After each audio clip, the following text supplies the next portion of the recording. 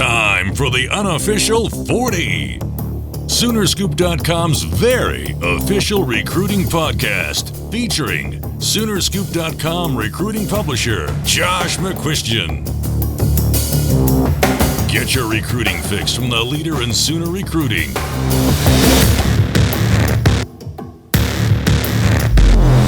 It's the Unofficial 40 with your hosts, Soonerscoop.com publishers Carrie Murdoch and Josh McCuistion. Eddie Radosevich. All right, welcome everybody. It is another episode of the Unofficial 40. Carrie Murdoch here back in studio along with Eddie Radosevich, Joe Duvall, and Josh McCuistion joining us from his studio. And it is Ohio State. It is almost time. It's a Thursday. We're recording this podcast. A lot of you guys will be listening to it Thursday night, Friday, maybe even Saturday on your way into the game. But all kinds of stuff kind of coming down today and last night.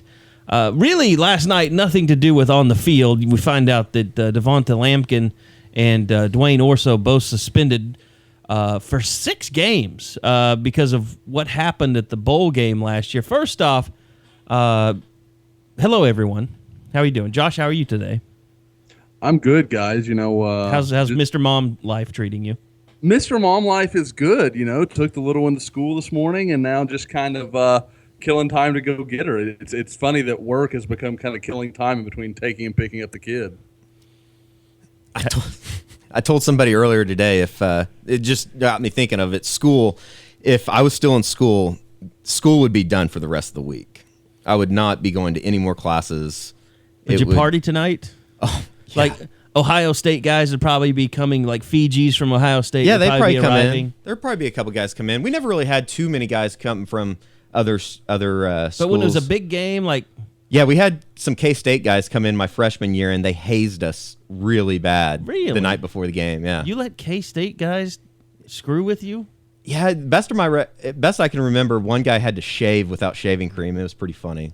Oh, did you guys have you guys didn't have classes on Friday, did you? You made sure you got over that. I did my freshman year. I had Spanish freshman year at like 4:30 in the afternoon on Fridays, and needless to say, I made a D that semester. Yeah, yeah, those foreign language classes you got to do every day. It was like Monday, Wednesday, Friday, yeah, like 3 times a week. I think I had Choctaw on Friday, but pulled an A somehow in that one. School would be done though. We would put the books up. It was too big of a game. Correct. Way too big of a game. Yeah, same here. Well, we're gonna have to work. I hate to tell you. You got high school football tomorrow night. We're done with interviews for the week, which ended yesterday. So I thought all the talking was over.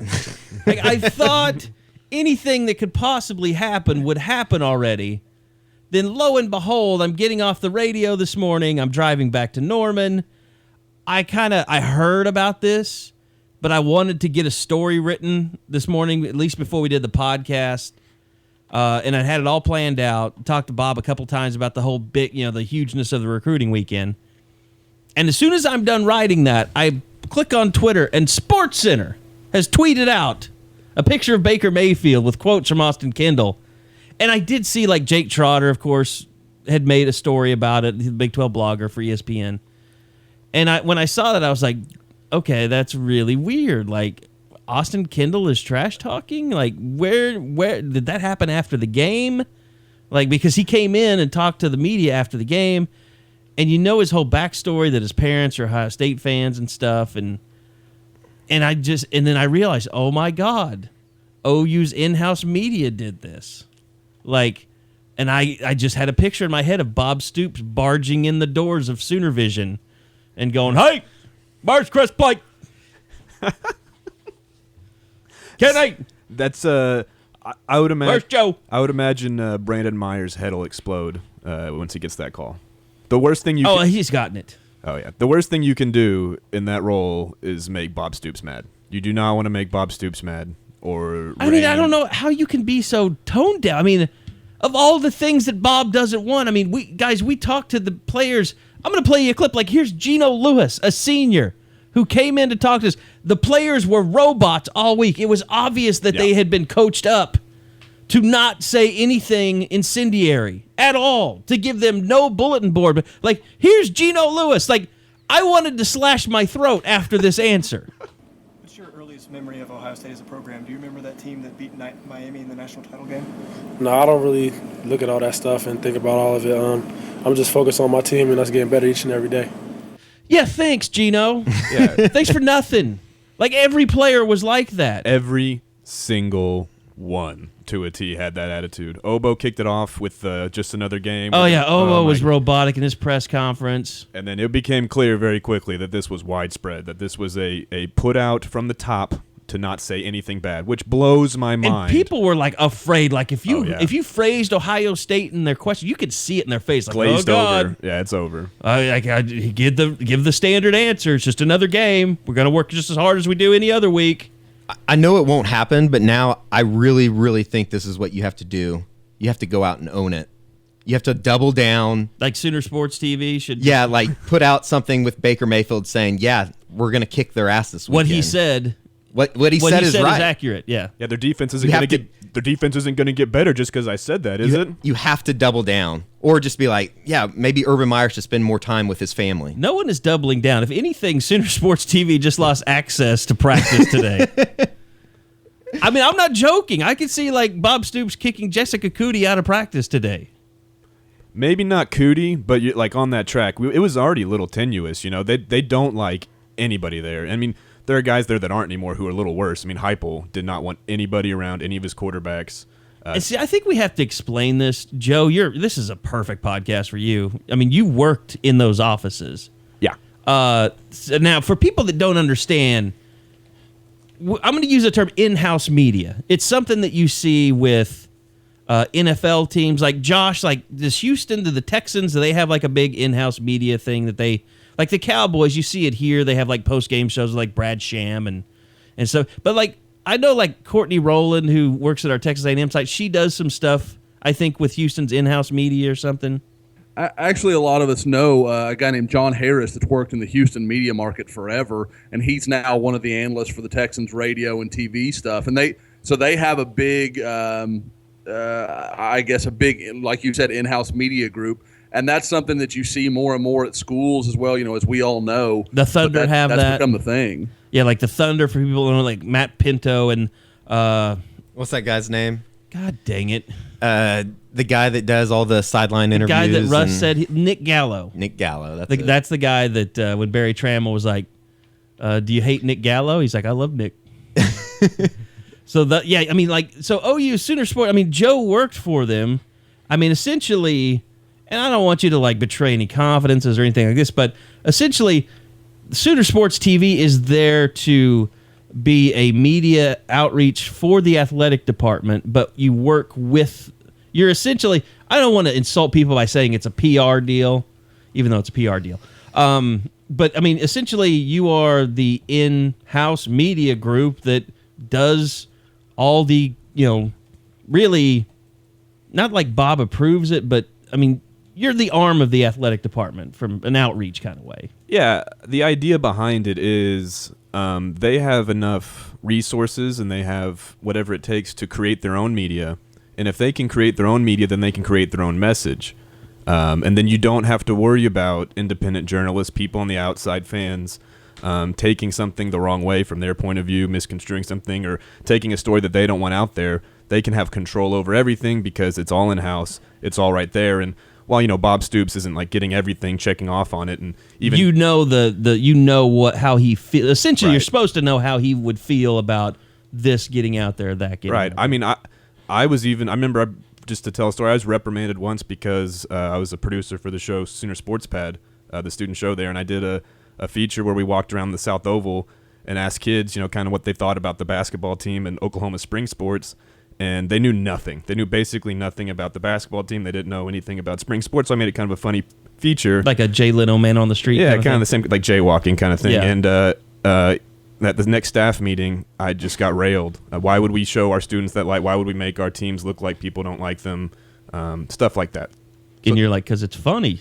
Because it's awesome. That's what I said.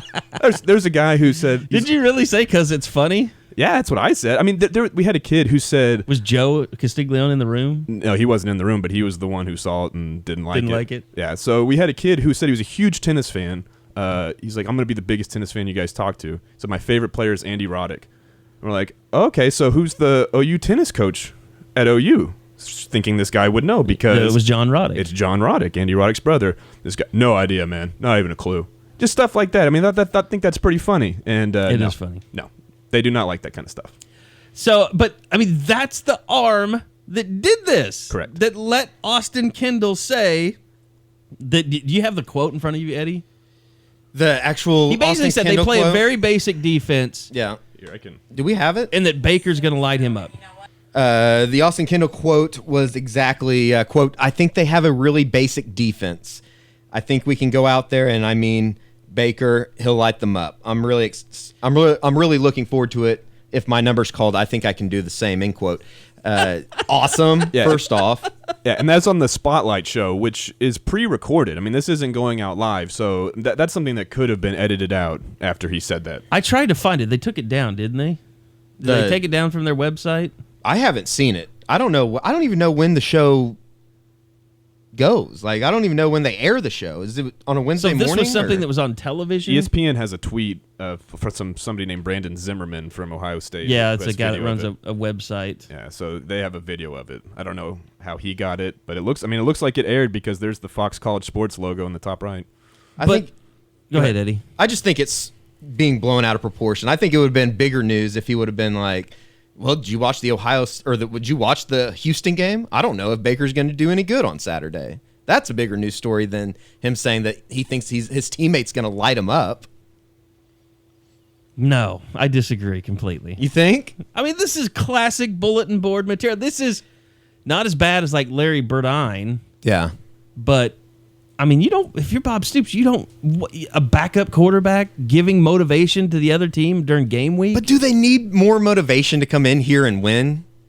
It's not ideal. I mean, Yeah. What if these guys, I mean, how many 30 sophomores and freshmen played on this team coming into this environment, instead of being maybe a little intimidated, a little bit scared, they're coming in pissed off now. Well, there's only one thing that you can do about that if you're a OU player, and that's go out and play well. Can you back it up? Yeah. And it's something that I think is that now, if you want to get into that conversation, that is a good talking point, because they have been in this situation before and they have said things and it hasn't gone well for them. Clemson last year. Yeah, just look no further than the Clemson game when they got their ass kicked in the second half. Yeah. Yeah, what was it, 2008 before the Orange Bowl against Florida? Didn't somebody say something Oh, about that was offense? a bunch of BS. That was Dominic Franks Yeah, Dominic just said the Franks. truth, which was Tim Tebow wouldn't be one of the top 4 quarterbacks in the Big 12, which he wouldn't have been, because you had Sam Bradford, Colt McCoy, Is it Graham? Graham Harrell. Graham Harrell, and then there was one, or he would have been the 4th best, maybe, is what he said. There's like Reesing and stuff, or Reesing, Yeah. Chase Daniel. yeah, Chase Daniel.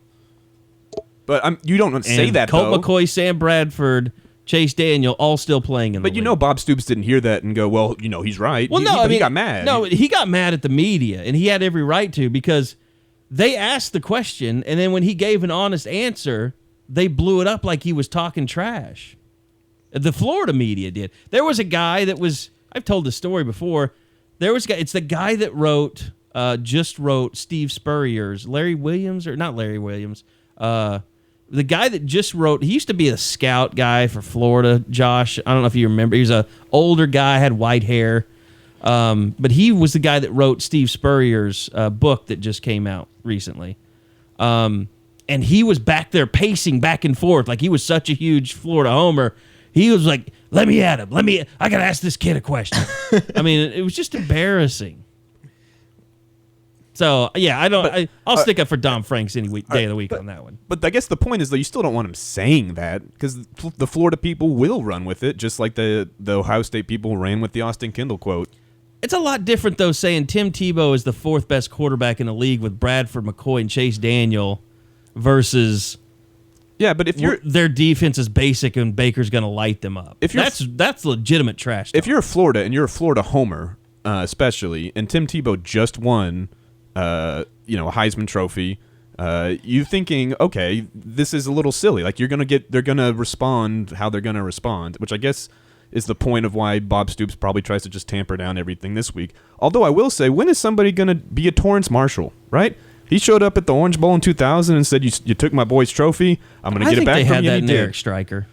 Oh, that's Eric Stryker's a good one. He would have that in the Tennessee game, kind of back that up. But to Eddie's point, I think, what could it hurt if Austin just doubled down on it? It's already out there. Yeah, well, he's not going to get the opportunity to double down now. He's never done it. Like, imagine walking into that press conference and Bob, and say Ohio State had said something, and they're like, Bob, is this going to get your guys more keyed up? He'd say something like, if they need to be more excited about this game, there's something wrong with them. Like, I don't understand how this is going to do more for Ohio State. If you're not jacked going into this game, you're asleep. Like, I don't even know. I don't know why this stuff matters. I don't know why it's a big deal. Like, it's a great quote. The thing that I find funniest about it is Austin Kendall, a guy who's played a half of a football game against ULM, is like, yeah, I could go in there and pretty much do the same thing. He's feeling it. Like, that's the amazing part about it to me, not the other stuff. Yeah. It's that Kendall sees himself on the same level as Baker Mayfield right now. Yeah, I'd shred him for 75% if I was out there. Two things. I think it's a reflection of Lincoln Riley and the confidence that he has a little bit. And two, why is Austin Kendall even being interviewed? Yeah, what value good is that? He played a half against ULM. I mean, what more needs to be said? You have to break down that ULM game somehow. I love it. I think somebody asked me, like, what's Bob going to do? Well, what Bob is going to do is never let Austin Kendall talk to the media for the rest of the year. Exactly. Unless he becomes the starter, and he has to. I love all of it. I love every bit of all of this. It just amplifies the weekend that I didn't think could be any more bigger, and now it is. Well, yeah, this is what college football should be. I mean, to me, it's supposed to be a little bit of a circus. It's supposed to be some fun. This is kind of the elements that make college football a little special. Trust me, it's a lot better than this. What's your earliest memory of Ohio State as a program? Do you remember that team that beat Miami in the national title game? No, I don't really look at all that stuff and think about all of it. I'm just focused on my team and us getting better each and every day. So bravo, Austin Kendall. There we go, yeah. Great job. I'm glad it happened. I'm sure. I know Bob hates that it happened, but I'll take it.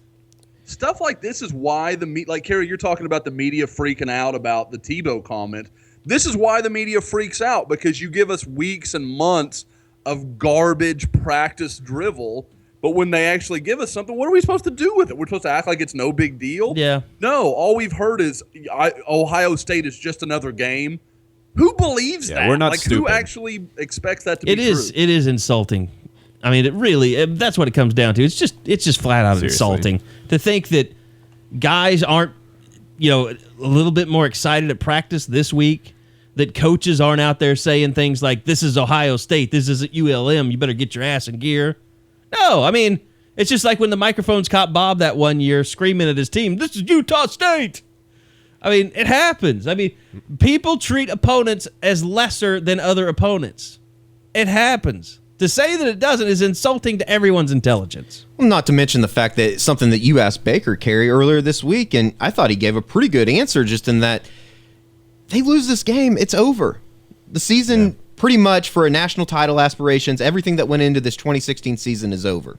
Yeah, they said they're in playoff mode, basically. I heard Eric Wren say that. Great answer from Mayfield. Yeah. I mean, they can't lose another one if they want to have a national title type season, which I'm guessing their number one goals heading into the year was to get back to the college football playoff and win a national title. Well, there's so much on the line in this game. And one thing, I want to move on a little bit from Kendall, and just to get a couple of quick things out there, because I want to skip to recruiting as fast as we can. But one thing that happened last night is, trust me, this was not like, I had this tip, so I'm going to sneakily ask Bob a question in order to find out if Devontae Lampkin is suspended. Because, Eddie, you pointed out he wasn't even on the field. And it really didn't even dawn on me ULM until like midway through the game when they started getting all these guys in. And I was thinking, man, I was standing over there during defensive pregame, and there weren't very many big guys over there. I wonder where Devontae Lampkin is. And they came out really late. Like, DLs came out as late as I ever remember them. Yeah, I guess so. Yeah, they did, didn't they? Like, DLs and OLs really came out late. Because you'll have your skill guys come out, they do their thing. Everybody was on the field, or I think it was linebackers and defensive linemen came out really late. Like, offensive line centers were out there. Yeah. But every position besides linebacker and defensive line had been out there. But I just asked Bob Stoops about Devontae Lampkin because, a lot of people on the board have been asking about it, I know. Like, what's his progress? How's he coming along? I threw that nugget out there, a week ago or so about Well, people I've talked to, and this is the truth, people I've talked to question whether he's not headed for the offensive line. And so he was just talking to Bob Stoops, and it produced kind of a shocker. Bob, how is Devontae Lampkin progressing? Okay. He's progressing. Not ready to play for you, though, yet at this point? Well, actually, he and Dwayne Orso are serving a 6-game suspension. Wait for it. From the bowl game. What? So it was just like, first off, what do you do to get suspended for 6 games? Like, he was at the bowl game. Like, usually if it's something really bad, you get sent home. I think, didn't Clemson send a guy home or a couple guys home? They sent 3 guys home. Yeah. The day before the game. And Devontae Lampkin was at the game, so they didn't send him home. Not only was he at the game, we talked to him at Media Day. Yeah, we did. 2 days before the game. And he was in a great mood. And he was fired up about, the future and everything. Very odd. I mean, maybe they were late for the flight coming home or something. But six games, man. How pissed off is Bob to still offer that all this time later? Like, you didn't ask him directly if he was suspended or if there was something like, just, why? What's he doing? What's going on with him? And then Bob still offers that it's that and it's that serious. That had to be something pretty legit. Well, it was kind of like I told you, Kerr. We were trying to think last night of times that guys have been suspended. 6 games has to be one of the longer suspensions.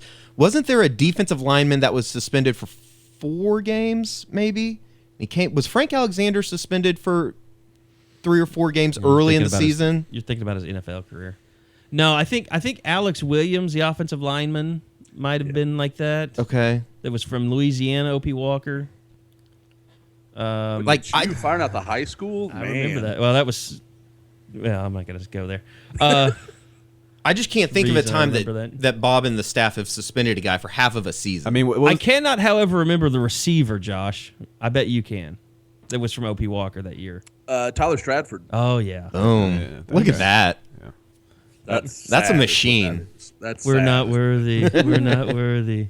I mean, Jazz got a year, right? Jazz Reynolds? Yeah, he did. That's a good point. Yeah. Well, all those guys, basically. Trey Franks, right. This is, yeah. Then Trey Franks just quit, like after he finally got eligible. The slowest fast guy that ever lived. Camille Jackson was in that group of Was Joe Powell in that group? knuckleheads. Joe Powell was in that group of knuckleheads. That was just that 2010 Insight Bowl where they just got rid of everybody, basically. That's one of the more house cleaning. That's one of the more entertaining press conferences of all time. The day before the game, when Bob dropped I've been spending 90% of my time working on 10%. That was my question. I know, too. it was awesome. It was absolutely awesome. That was like at the height of pissed off Bob Stoops. Oh yeah, that was that was his. And then 2011. They were the #1 team in the country going into that season. So he really put his foot down. I mean, he wasn't joking. And I think I phrased the question like, have you ever put your foot down like this before or something like that? And then he gave that quote. It was fantastic. It's beautiful. So anyway, yeah, so no more suspensions, hopefully, that we have to figure out. It's been, like I said earlier in the podcast this week, I'm tired of being the press conference penis. So somebody's got to do it. Yeah. I think that's what I've learned is like there just has to be that guy. And you know how to do it. I think some people kind of try to be that guy and they don't know how. And you're better at kind of greasing the wheels as you're... Every beat kind of needs that guy. And I don't want to be I don't want to be a jerk about it to where people on the board are like, Murdoch's a jerk, he hates Bob Stoops and OU football. But it's also better than asking Bob 20 times if Joe Mixon's going to return a punt. I'm not leaving it up to a student reporter. I'm just not. Because it just pisses Bob off, and then the whole press conference falls apart. Yeah. So anyway, Josh, I talked to Bob yesterday just about this recruiting, or that was during the press conference about this weekend of recruiting, and we played that in our Monday podcast. But I'd asked him yesterday just about the guys that come in and kind of like, do you even have recruits that are trying to jump on the bandwagon and say, yeah, I'm really interested in Oklahoma. Can I come to the game? And Bob said, yeah, absolutely that's happening. And here's that little conversation. Do you find you have to tell kids they can't come? Like maybe kids are trying to contact you that aren't really interested in you, or Oh yeah, we've done that. really? Yeah. So you've had to do that this week, so Yeah. doesn't surprise you, I guess. No, but Everybody wants a ticket. we've got a good recruiting database, and you're not going to jump on here in the last couple of days. Not for this game. So, I mean, that's the thing. I know we were talking in our chat or text around or whatever we have. We're talking like Baron Browning possibly being one of those guys. But have you heard? I mean, do you hear from Josh? Do you hear from fringe recruits that OU might be interested in that say, "Hey, do you think I could get to OU this weekend" or anything like that? Oh yeah, you get that stuff all the time. I mean, I get it from whether it's just to put a good example on Grayson Boomer, the 2019 tight end D-end from Collinsville. He reached out to me earlier in the week. He's like, "Hey man, you think I'll be able to go?" Because I mean, obviously the coaches can't contact him. So for the 2019 guys and younger, it's always really tricky. But yeah, I mean, like you mentioned Baron Browning. I mean, that's something I've heard. We talked about it a little bit on on Monday. But I've talked to some people since that happened. He reached out. He wanted to come to the game. And I get the impression, you just told him, look, if you want to do that, it's got to be an official. Like they wanted him to kind of put his money where his mouth is. Yeah. And you got to spend one of your $5 on us, or we can't give you that ticket. It's just going to be a guy that's probably leaning to Ohio State right now, coming to hang out at the game. Another that I've heard, I heard back in the summer, is Jerez Parks, a 5-star defensive end from Florida, that has mentioned OU in multiple conversations. And I've talked to some people around OU. He's never talked to OU. He's listed OU in his top 8 or top 10, and he's literally never spoken to anyone on the staff. And so there's stuff like that that's just weird, and it's these kids trying to be around big things and be around these games. And you can, we're all college football fans. We can understand the impulse, but it's how you get some of these reports. Well, this guy's going to be there. Well, that doesn't really matter. Or that guy wants to be there. There's a reason OU's not bringing him. So it makes sense if you think about it, but I understand why everybody thinks, you should just get these elite guys here. It's not always that simple. Do you think Isaiah Pryor tried to come? I have not heard that. It's funny that you mentioned that because it just sparks a memory. His dad called me probably about a week ago, and in the mix of everything else, I have not gotten back to him. I just realized it now that we're having this conversation. Way to go, Josh. Yeah. So I've got to lost own OU that. a commit. I've got to own that error. Yeah, exactly. I probably cost OU the commitment right there. But yeah, I mean, I know it's something, and in his case, he's kind of unique. And that OU wouldn't worry about him. Like if he showed up, they wouldn't be like, he's, they know dad and they know the kid. Like Isaiah, hey, it's cool if you're here. We understand. We'd love to, let you think about it. But at the same time, we need you to be cool and remember, where you are and that kind of thing. And he's the kind of kid that wouldn't be a problem. But in most situations, OU's going to duck out of something like that. Yeah, and what they have, I think I counted 44 we have right now on the Ohio State list. I mean, it's I did the article today, and I'd counted them up, and it was 44. Yeah, official and unofficial. Yeah, and Bob said they're legitimately thinking about hiring more people to manage all those kids. Now, I don't know if they've done that or not, but that's to show you how overbooked they are, to use a hotel term. I mean, they don't. There's just only so many man hours they can put into these kids, and at some point, I guess they got to just make a decision. Joe could kind of be the brother that doesn't one of the White Walkers do hotel ads now? Or not the White Walkers, one of the what do they call the people that live north of the wall? And the Game of Thrones? The Wildlings? The Wildling, yeah. You could be a Wildling, Joe. Oh, I'd love to be a Wildling. The guy with the red beard, he's awesome. When you said overbooked, I thought that's the guy I'm talking about. He does some kind of commercials for. Yeah, I don't know if it's Best Western or something like that. Like Trivago or something, one of those. Like online kind of sites, yeah. Yeah, I would love to do that. My beard, though, I don't know. Once it gets too long, you have to be famous for it to be really long. Otherwise, you just get looks and you start to look a little homeless. If you're famous, it's okay, though. We didn't want to say anything, but. Okay, so. I think the most interesting name on the list, I mean, other than we're going to talk about, Marvin and Okudah, but Kobe Boyce. I mean, what's the thinking here He's going to take the official. Josh, I know you and I have been talking about this a little bit. I don't even think this was in a group thing, but Texas with what's going on there, you got to think that they're laying in wait a little bit. You've told me that you think that Robert Barnes and Jalen Rieger are the two guys that Texas would like to try and turn the most. Have you gotten any more feedback that, maybe that list is growing or anything? I really haven't. The one that kind of surprised me when I put that question out to some people that are kind of connected to what Texas is doing, the one that surprised me that I didn't hear was Tyrese Robinson, because I got the impression when he committed to OU at Junior Day, that was not only a surprise to Texas, but really kind of a sting to them. That was a guy they really wanted. And obviously, we talk about it all the time on this podcast. Those are the guys you can't replicate. Jalen Rieger, as good as he is, you can find another slot receiver. I mean, they're especially at a place like Texas. They are there to be found. You can't always go find a 6'5", 300-pound guy that can move his feet. Those are very, as we all know, very hard to find. So it kind of surprises me that there hasn't been more talk of Texas trying to make a run at him. But in his case, I haven't gotten any feeling in any conversations with Tyrese that he's wavering or that there's any problems. And with Rieger, he's kind of become the rumor. There was even a rumor earlier this week that he might be working on an official visit to Texas. Now, I've heard nothing to substantiate that. It was a rumor that kind of came across, and I checked with a few people, and it does sound like he is still talking with Texas and several other schools, and I know that'll send everybody into a panic, but that's just today's age of recruiting. That's the way this goes. But like I said, I don't know of anything beyond just basic conversations that's happening, and he'll be here this weekend.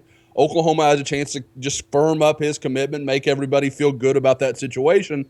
So I think Oklahoma's still in good shape, but if Texas goes off and, beats OU in the Cotton Bowl and really has, a 10-2 really great season and Oklahoma kind of slides back, we've seen this stuff before. This song has been played, and it wouldn't shock me for a minute if Texas got in and stole a few guys.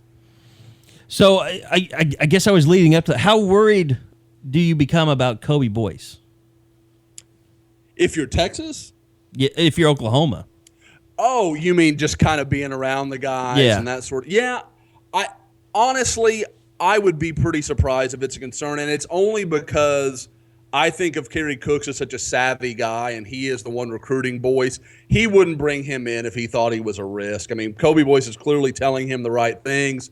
He's getting the right impression. Now, 4 or 5 years ago, I'd have been fairly concerned if I'm Oklahoma just because we used to talk about it. I didn't know how plugged in OU was, or at least how willing they were to accept realities in recruiting. Certain guys that they just weren't going to get, or that weren't, Oklahoma more than ever is willing to cut ties with a guy that they're just not going to get. Yeah. Baron Browning being a perfect example. 4 or 5 years ago, they'd have wasted their time on him. Yeah.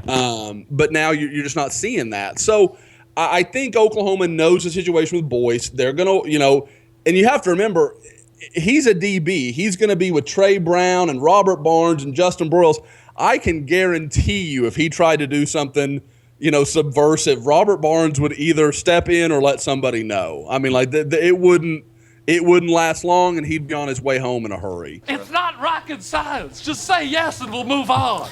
And the window passed. I got it. I will say that, Kobe Boyce told me when I talked to him that OU was the first school that ever talked to him, that he has an affinity for OU, that even when he had Texas number 1, OU was his number 2, and he wasn't really even thinking about other schools. So I think he legitimately likes OU. I don't see him as some mole that would come in and try to flip guys to Texas. I don't see that happening.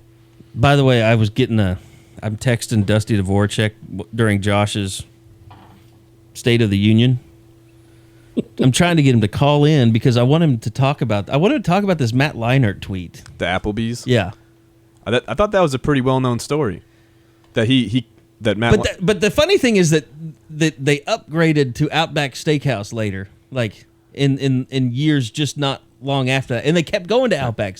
I don't know where did they just go to Charles, or they went to KD's. That's the place. Yeah, where they used go to now. take kids to KD's. BJ's a lot. I've seen them at BJ's with kids before. Yeah, I think it was like, I don't know how long they were going to Applebee's. I can see Chuck Long like, hey, it's Applebee's is my favorite place. I'm going to go there. The waitress walks up. Hey, Chuck. I'll have my usual bourbon steak. Applebee's is by far funnier than any of those other restaurants. It just sounds funnier when you say that you went on a recruiting visit but and got taken to Applebee's. I think there was a while it was like Charleston's and Outback Steakhouse. I mean, do you remember those days, Josh? Oh, I absolutely do. Because you'd talk to the guys, and they'd be on visits at like UCLA or, even like Austin, and they'd go to some kind of, posh is not the right word, but a very kind of trendy, cool place. And then they'd come to OU and they're like, yeah, we went to Applebee's or we hit Chili's. Like Chili's was always a really popular one. And you're like, man, that's, don't get me wrong. I've eaten at both those places. Nothing wrong with it, but not exactly setting up this is a really special weekend that you won't get to be a part of again if you're not at OU. So, I think they can replicate the Applebee's dinner. Applebee's has rats. I was actually getting in a fight with a woman on Twitter about why OU couldn't take him to more Oklahoma-centric places. I was like, this was 2000, lady? Crazy? Guys, I've been gone for 6 else. years, and it amazes me when I come back to Oklahoma how, little things have changed? Yeah, no, how much especially in food. Nowhere more than food. Like, there are cool, trendy places to eat in Oklahoma City now. Like, that blows my mind. Like, it used to just be, if you wanted to eat something kind of unique, you probably ate at home. Waffle Champion. I like Waffle Champion. That's where they should take guys on Sunday mornings. Dude, get them breakfast at the Mule. You'll be very happy. But to go to KD's, I mean, it's a 25 mile? Is it 25 mile from like city limits? Do you remember what that rule is, Josh, or do they extend that some? I think it still exists, but I can never remember because I'm with you. I'm always like, how the hell do they go all the way up there? But I mean, they've never tried to hide it. Like, it's clearly got to be within the boundaries. But yeah, I mean, back to the number of people. I mean, Bob talked about it earlier this week. What a undertaking this is. But you got 19 official visitors. You have 25 more unofficials that we know of. So you got 44 people. They're going to have probably 2 people with them. I mean, at least a parent and a brother, or both parents. So I mean, you're talking about bringing in, and let's not forget, it's not like the south end zone is finished. You're still in temporary facilities. So you're cramming over another 100 people into those offices, into the Bud, trying to, and that place is small. Like, it's not anywhere near like even what the old Switzer Center was. And then Bob's going to be sitting in his office all day. And it's going to be like, it's going to be like people just going in to kiss the ring. I mean, it's just like, he's going to be sitting there. Okay, bring next one in. And it's just going to be nonstop for him all day long. It's like a miniature Meet the Sooners day. It really is, except he actually cares for the people in front of him. Yes. I was going to say, he doesn't hate everybody. That's a good thing to clarify. I'm he just does saying, care. That's what Eddie said, that he hates everyone. No, I'm not saying that. He cares about the people that he's going to see on Saturday. Yes. Unlike the fans that bring their kids. See, there's Eddie taking his own advice. Just double down. It's already out there. You got to own it. You got to own it. Yeah, I mean, he's going to, and that's the thing. It's like, we talked about this too. Like, do you give some too much attention and then alienate others? But I think it's 14 commits that are coming in, if you count even the 2018 kids. 12 commits are taking their officials, plus Levi 3 Draper. more. Plus Levi Draper, and then the 2018 kids that are taking their unofficials as well. It's over a quarter of the guys there will be OU commitments. So, I mean, that's going to alleviate a little bit. I mean, you're going to have, guys just coming in and I'm trying to look at it. So the guys that are taking their unofficials this weekend are 2018 Jordan Austin, Levi Draper, of course, 2017 OU commit. He's not taking an official this weekend. And then Bray Walker. And but you don't have Broyles anywhere. I can't believe that Justin Broyles wouldn't be there this weekend, right? Oh, well, yeah, he'll be at the game. I need to add him. I was actually about to lead into that. What I was told is Grant Calcaterra can't make it in for his official this weekend. So Levi and Justin actually decided to delay theirs, and they're going to take it with him later in the year. So just kind of a, buddies helping out buddies kind of thing. That's very smart. When they were all out at the opening together, too. Mm-hmm. Absolutely, yeah. But, I mean, overall, guys, I mean, Okudah, we haven't talked about Okudah and Marvin yet, but I can't think, I mean, look, you need to win the game. I think that's first and foremost. With those two, you need to win the game. And you don't want to have a bunch of fans. You really don't want to get blown out and have fans booing. I mean, because that will happen if you're getting blown out. And then you're going to start getting into, I don't want to go down that rabbit hole yet, but you need to win the game. That's what I'm trying to say. And then you have all these commitments there. And I don't know, Josh, you've been around Marvin a lot. We've all been around Jeff Okudah a little bit. He seems to be a guy that, he's kind of his own guy. He doesn't really, he's not really easily affected. Like Justin Broyles, you could see like at RCS, he was all over him all the time. And Okudah was just kind of like, yeah. Not like he was bothering him or nagging him, but he just doesn't seem to be the guy that's really, I don't know what gets Jeff Okudah excited about stuff. Yeah, he seemed to be drawn more towards Trey in Atlanta than anybody else. And Trey Brown is very low-key, too. I mean, very kind of quiet. So it makes sense that those two are together. Jeff always, when we talk to him, has anybody sounded more grounded and kind of understood where they are, what they need to be saying? And he doesn't seem like somebody that's going to be affected too much by that one way or the other. And to his credit, did it without saying absolutely nothing. He gave us something, but at the same time, like you said, Joe, was very aware of his surroundings, didn't, say anything crazy or outlandish or headline worthy, but he did give you something. So, kind of to go back to our early, good for Jeff Okudah. But, with him, Kerry, you're absolutely right. He is a guy, he's very savvy. He's not going to let one thing sway him or, turn the tide of his whole recruitment. So what I've kind of said all week is if Oklahoma wins this game, that doesn't mean they get Jeff Okudah. If they lose this game, I think it's very, very hard to envision them getting Jeff Okudah. So like it's not exactly either or, but if OU doesn't win, I think the Jeff Okudah train has probably left the station. I mean, just because he's there, he sees it up close, he sees Ohio State beating Oklahoma. That's just going to be a tough image to shake, especially considering that, what does Oklahoma win with Ohio State over other than distance from home? I mean, more recent national championships, Urban Meyer and all his success, one of the few coaches that can actually claim more than Bob Stoops. So there are just not a lot of things that OU can hang their hat on with Jeff Okudah, who's not a native Texan, not a guy that's going to be caught up in that whole staying close to home. I don't think that's as big a deal for him as for some kids. So they need to have, hey, you saw us, you were here, we're better, and we're young, and we're still very young. We're going to keep getting better for the next few years. We're recruiting better. There are pitches they can make, but I think they're very reliant on OU winning that game. Josh, on the flip side with Marvin Wilson, I know you had reported recently that you're hearing that Oklahoma actually is in pretty good shape there. You like what you'd been hearing. It almost feels like with him, if Oklahoma wins, they could jump into the lead very well. But if Oklahoma loses, that it could be it. And it's almost like that extreme with Marvin Wilson. Am I crazy in that assessment? I think I do think that if Oklahoma wins this game, if they're not number one, they're 1B. I mean, they're right there with whoever else is involved. What's been interesting is through the spring and summer, there was so much talk of LSU, and then kind of later into July and August, you started hearing Alabama a lot. But over the last month, I keep hearing Oklahoma and Texas, and Florida State as well. Florida State has to be I know talking to some people around Norman, there's some very legitimate concern about Florida State and kind of the pitch they're making to him right now. They've got some top-shelf recruiters that are working him really hard. But I get the impression that if Oklahoma wins this game, they'll probably be on top. And the other interesting thing is it's starting to feel a little like an Oklahoma-Texas battle. Like with Texas making this run, Marvin admitted it when Eddie and I talked to him a couple weeks ago that he'd kind of grown up a Texas fan, always kind of liked Texas.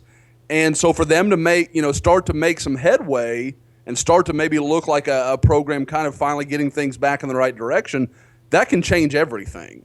And that'll be interesting to watch. But at the same time, he's got a longer, better relationship with Oklahoma, and I think he really likes Calvin Thibodeau.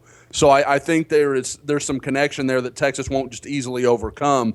But it's starting to feel a little bit like a Big 12 battle right now. Jeez, oh man, he's a guy now. So I mean, and Marvin to me, and Eddie, you've been around him a bunch too. I mean, he likes attention. He likes kind of being part of a group.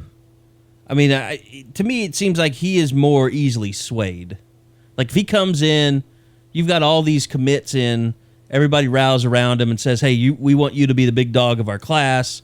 We want you to be the bell. I mean, I think that's the best way to sell this weekend to Marvin Wilson. I think it only helps, too, that Oklahoma will have 13 commits in that class there to kind of, I don't necessarily wouldn't say push him along, but I would say kind of be there and reinforce every idea that is thrown at him by a coach and be able to kind of give him a firsthand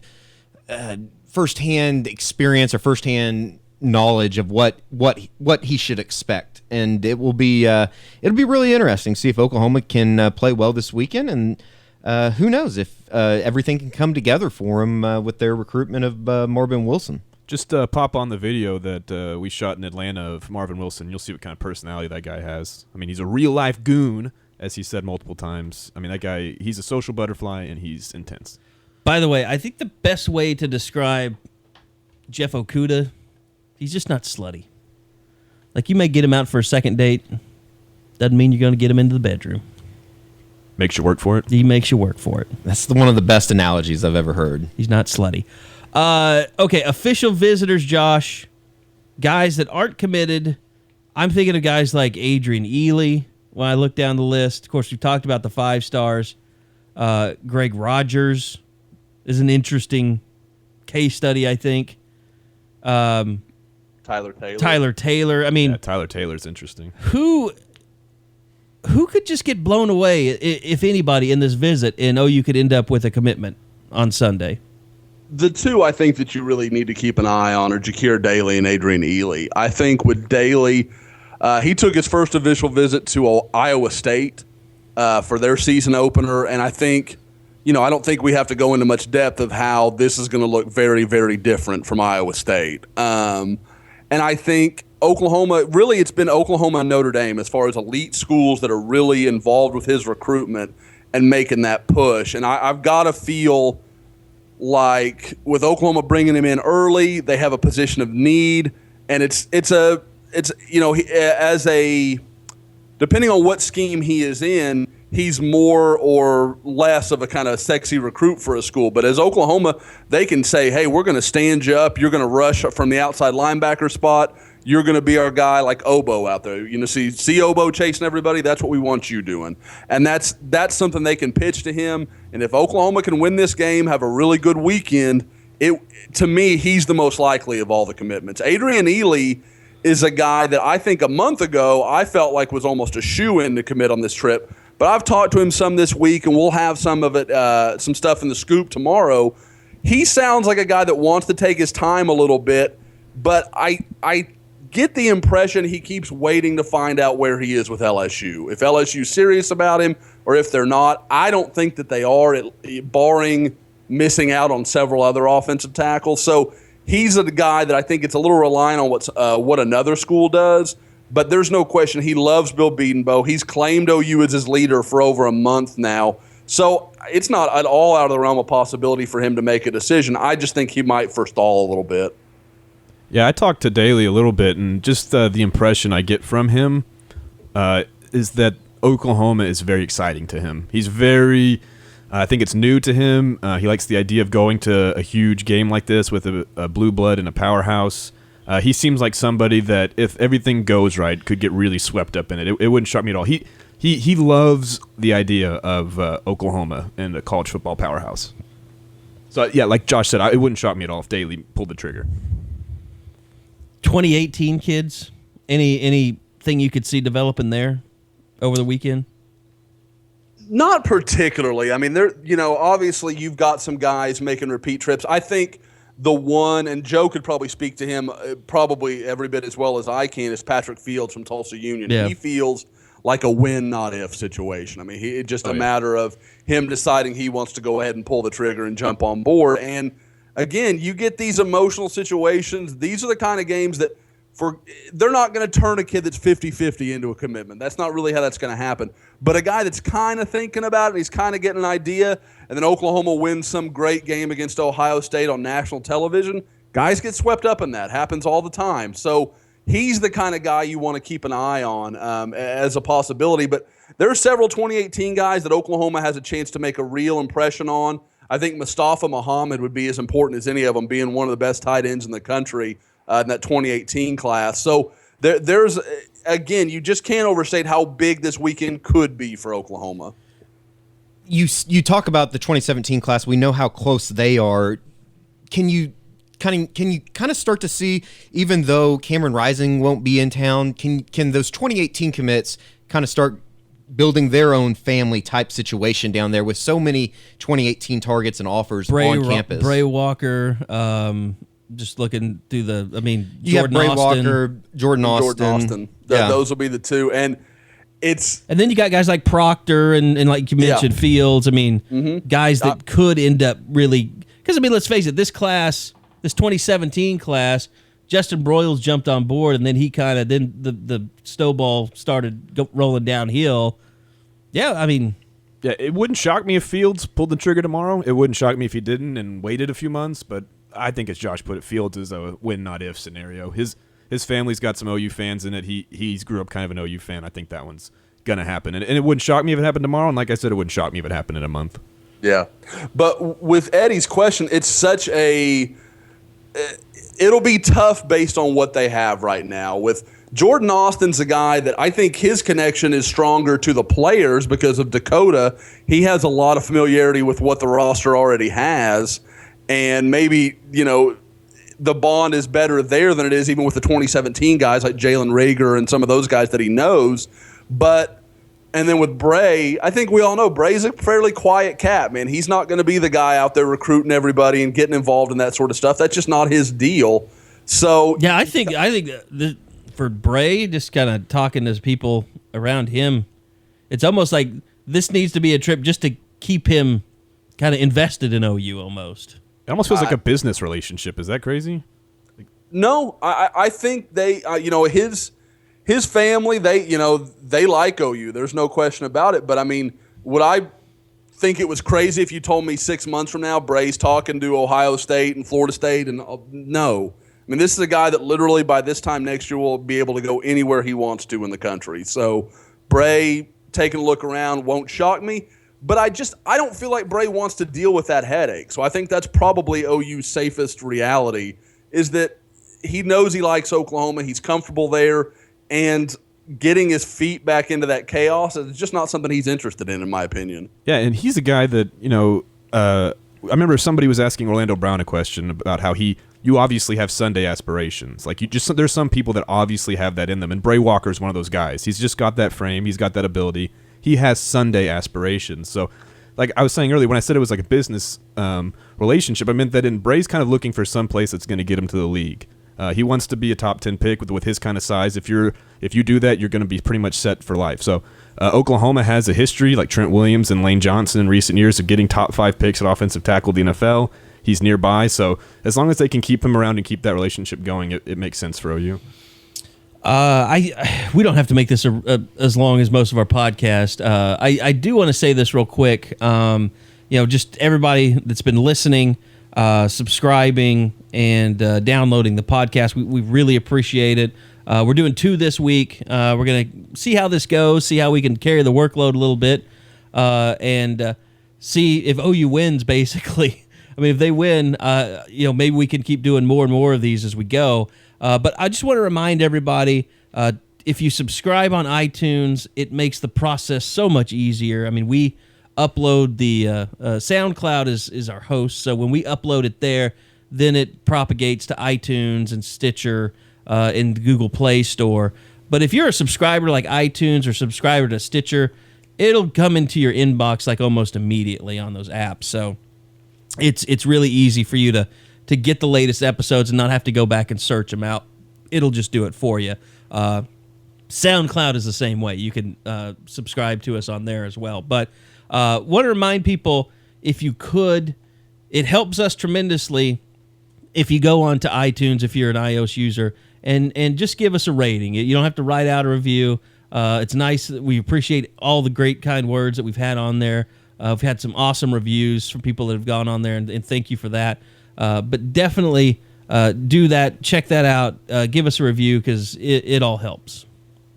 And so, guys, with that, I mean, I don't know. Is there anything you want to try and wrap up here with recruiting coming up this weekend? Any big question? I'll jump in and get this out of the way. You can check out the Hoop Scoop I posted today. Has some a pretty good quote in there about OU and their chances of Trey Young, who's the 5-star from Norman North that's visiting this weekend. So it's not just a big football weekend for recruits. He's the lone official visitor they have. They're going to bring out the red carpet treatment. They're going to take him to dinner, not Applebee's. They're going to bring him to Bob Stoops and David Bourne. They're going to try to do everything they can to make him feel good this weekend. He's from Norman, though. I mean, really, where are you going to take him that's going to impress him? I mean, you'd have to take him up to Oklahoma City. I know a place on Campus Corner that he hasn't probably been before. Pad Thai? I was going to say, does it start with an S? Yes, it starts with an S. Sugars? No. How's the buffet? You want to see something you've never seen before, Trey? What There might a woman with one leg dancing on stage? I have a rebuttal, but I don't know if I can say it. Don't. When in doubt, Eddie, no. Okay. Yes. You ever? No, never mind. I think there is like someone showed me like a thing that's floating around out there that like tips for Norman if you're coming to town, and one of them is like a nice restaurant, Sugars. So there might be some people from Columbus stepping in there unbeknownst on Saturday, which could be fun. That'd be pretty cool. I'm glad that the fervor over the Lloyd Noble thing died down. Well, we got bigger fish to fry now. I mean, Austin Kendall. Backup quarterbacks are giving bulletin board material. That was such a stupid thing. Like, yeah.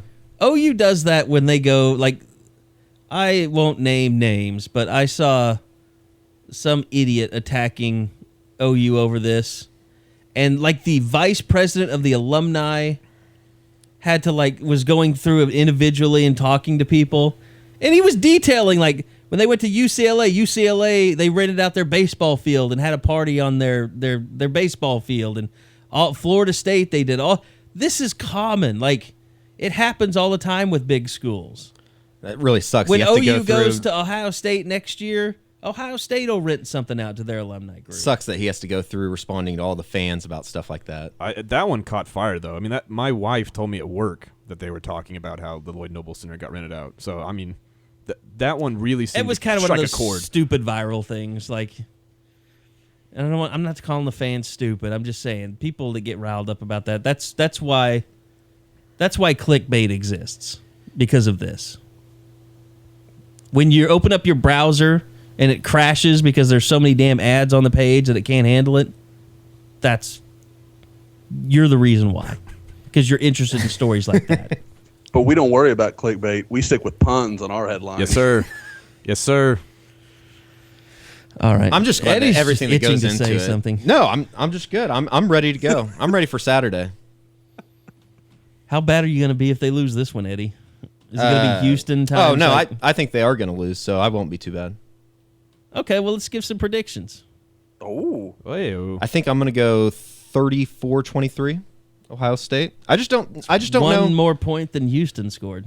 Yeah, I just don't know if OU can come up with enough stops defensively. I do think, though, that it is a good situation, and I hate the people that – not hate the people, but I just don't buy the crowd has to be just uberly loud and everything like that. But I do think that they can change the game just in that early you get the crowd into the game, you get some turnovers early. If OU can force some turnovers, something that they haven't been able to do early in games or any game this year, I think that maybe they have themselves a chance to win the game. I just don't know. I think they're going to have to. They're going to have to prove it. It's disturbing that this defense has shown no signs of being able to turn over the other team. Well, it's really strange too, because I was trying to look back to last year, and didn't they have a lot? They didn't start the year forcing a lot of turnovers, and things kind of switched in that Tennessee game, and they started getting a couple turnovers. You're right, and yeah. then they came in bunches. So Right. I think once they're able to get one, maybe you're able to start doing it a little bit more.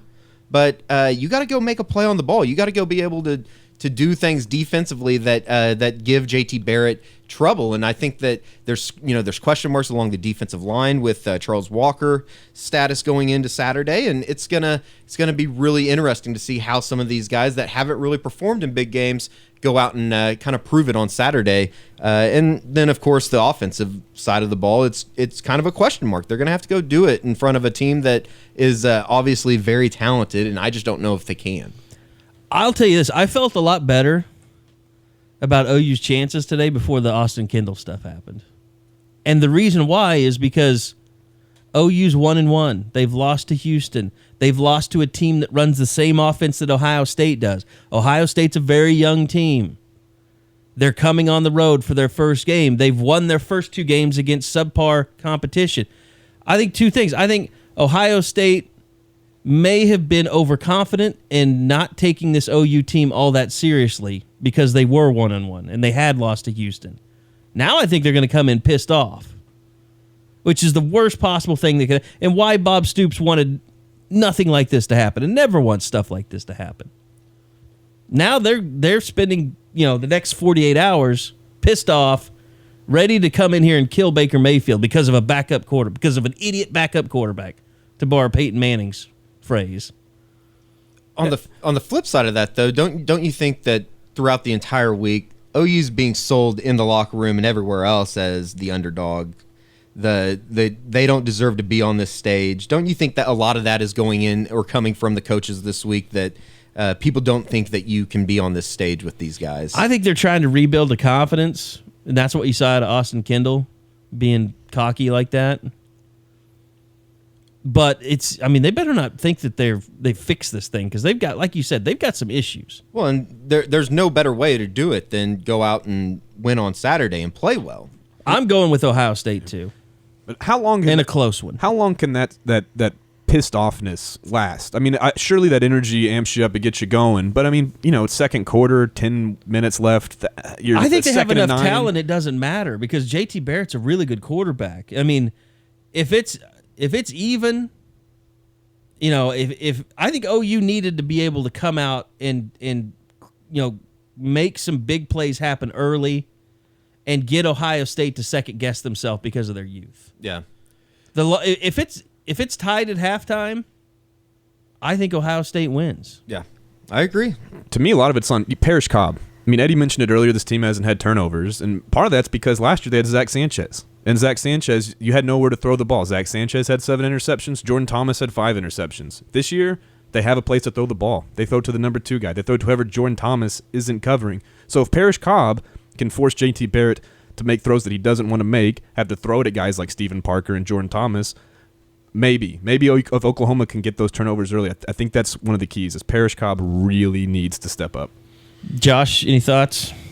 Yeah, you guys were talking about the turnovers, and that's just a baffling number, especially when you look at how many Ohio State's created, because you talk about what creates turnovers, it's usually pressures, that sort of thing. Oklahoma's one of the top teams in the country in tackles for loss right now. They're at 19. Ohio State has 11. They're like 80th in the country. And I know it's 2 games, but it's 2 games against vastly inferior opponents. I mean, you would expect their numbers to be in much better shape. And so for me, I feel like maybe some of the turnovers, have been a little – I don't mean in Ohio State's case. I mean in Oklahoma's. I feel like it's been a little fluky. I think they've gotten – maybe with all the problems they've had at the one corner, I think maybe that's allowed for some things to look worse than they actually were. So I've gone back and forth all week because I'm with you guys. I think Ohio State's a more talented team. I think they're probably a little bit better up front. Not a lot, and it might even be a draw in that respect. But I think with the home crowd, I think with Oklahoma having experience, they played in these sort of games, Ohio State, even their best players, Raekwon McMillan's one of the few that's played on really elite stages to a large degree. So I'm going to pick Oklahoma. I think I'm with you guys. I think it's going to be tremendously close. I'm going to something like 31-27, 31-24. Maybe the late score separates OU. But I get the Ohio State pick. I just think Oklahoma, with their backs against the wall, kind of finds some way to get it done. Josh is here to save subscriptions. I was just going to say, can I say this, that a Oklahoma blowout of Ohio State, to me, is much more likely than Ohio State blowout of Oklahoma. I agree. I agree with that. I agree with that as well. I think it's really funny, too, that, you talk to all the fans this week. I've talked to a couple buddies, and 10 years ago, there would have been no question who you're picking in this game. Teams come into Norman. They just got beat. That just happened. Yeah. And going into this week, it's kind of like that final crutch that fans are on, and that OU's going to win because Oklahoma teams always have responded under Bob Stoops in this situation when they're picked against. And, I think more than anything, I'm just interested to see how that plays out. And if we're talking about a close game, it's kind of interesting that I don't think it's getting played up that much. Ohio State's place kicker, you can say all you want, but about freshman Austin Seibert and his trouble in the Houston game, but everybody's calling him Seibert. It's Seibert. It's always been Seibert. He made his first field goal last week against Tulsa. Yeah, and he hasn't attempted one longer than 29 yards. So I think that's something to keep an eye on if it's a close game. It's interesting. They certainly are due after Houston's kicker couldn't miss a damn thing. Yeah. And kicked his career long. That's a good kicker, though. He might be in the NFL one day. Pipe down. Like that kicker analysis. The way I remember Seibert, by the way, is Cyborg. It's like Austin Seibert. I just remember it's Seibert. Uwe Van Schamen followed him on Twitter last night. Oh, that was a great tweet. Eddie. I broke that news. Now what? That was great. Uwe Van Schamen. Yeah. What about him? He followed Austin Seibert on Twitter last night. Seibert. What did I say? Seibert? Yeah, Dakota. Well, he needs to make field goals, kick him through the back of the end zone, and I'll start calling him his name right. Dakota Johnson over there is getting pretty uppity about this last name thing. Oh. Hey, when I get my chance and I'm not the one screwing up names, you're damn right I'm going to be arrogant about it. Well, then for posterity's sake, it's Rager, Jalen Rager, not Rieger. All right, you got me. Go. It's like I think the rule needs to be though that I can't be involved, or they have to be an OU You have player. to do it immediately. Is this the airing of grievances right now? By the way, I think Eddie needs a shirt that says Bob Stoops hates your kids. It's just been that week, man. I mean, I've pissed off Monday for some reason, unbeknownst to me. I was going to go on a rampage to piss off everyone.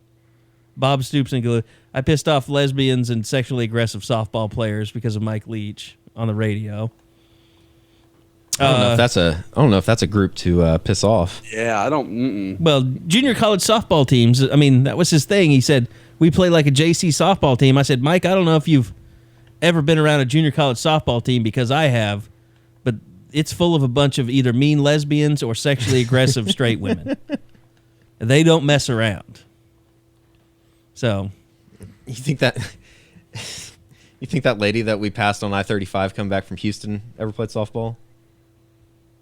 That was on the motorbike. Oh yeah, she was. You still have that picture? Yeah, I tweeted it. I said that she could kick my ass. And she could kick both of our asses. I bet she played same some softball. time. Yeah, she kicked Mike Leach's ass. Probably most of his team. No doubt. I would pay to watch that. All right, we've gone over. We said we were going to cut it short, but we didn't. Josh McCuistion, enjoy your weekend. What are you doing? Where are you going football-wise this weekend? It looks as this may actually be the first weekend of break with all that's going on with all the recruits to call on Sunday and everything. I may actually give myself off tomorrow. I am considering going to see Ondario Robinson, the defensive end, but he not exactly playing a great opponent tomorrow night, so I'm not sure that's going to work out either way. Yeah, I think we're all cool if you just take it easy. Yeah. I will be headed. I think, and Joe might join me. I'm headed out to see 2017 Oklahoma commit Creed Humphrey on Friday night under the Friday night lights of Shawnee High School, and they're playing Booker T. So get another look at Daxon Hill. It should be pretty good, and I hope to talk to him about his U.S. Army induction. Very good. Is that the way to put it? Selection. Yeah. Yeah, I'm excited for. He's not being inducted into the Army. Yeah, that would impress me. Well, he wouldn't be an OU then. I'm excited to get some Dax Hill footage. I saw him against Midwest City, and I want to go with Eddie again so we can get some Scoop HD, and I can talk about him. He is very, very, very impressive for the 2019 class. All right. Josh, any words of wisdom for the kids out there before we let you go? No, I kind of thought you were going to turn that into a segment for a while, like we were going to have a weekly. I feel bad, but you just haven't. We've been busting your balls too much, probably. I know you guys have killed all my individuality. I've just got to be the drone now. No, you're not the drone. You're just some big-headed dude that drives a gigantic truck in the middle of Houston, the worst traffic in the history of the world. Like, a Prius might come to mind, but no. You'll get me making no defense of Houston ever. So you just tear this city apart for all I'm concerned. I liked Houston. I enjoyed it. I miss El Tiempo already. Ooh, I do too. Who wouldn't? I'm getting ready to drive around campus real quick to kind of get a feel for everything. If I don't see one fraternity house with a Harambe sign outside, I might freak out. So just a fair warning. All right, that's Eddie Radosevich. That's Joe Duvall. I am Kerry Murdoch. Josh McQuistion is back in his home studio. But until next time, hopefully, we will be back talking about, and trust me, you can say, oh, you guys are fans? Are you fans? We hope that OU wins this weekend. That's one thing that I think we can all agree on, right? Makes our life We would like easier. to see an OU win this weekend. Absolutely. Doesn't mean we're going to be cheering in the press box or anything like that, but hopefully for you guys and us, there will be a win. Recruiting will go well, and we'll have plenty to talk about here next week on the Unofficial 40. So until next time, guys, thanks for listening. We'll see you then.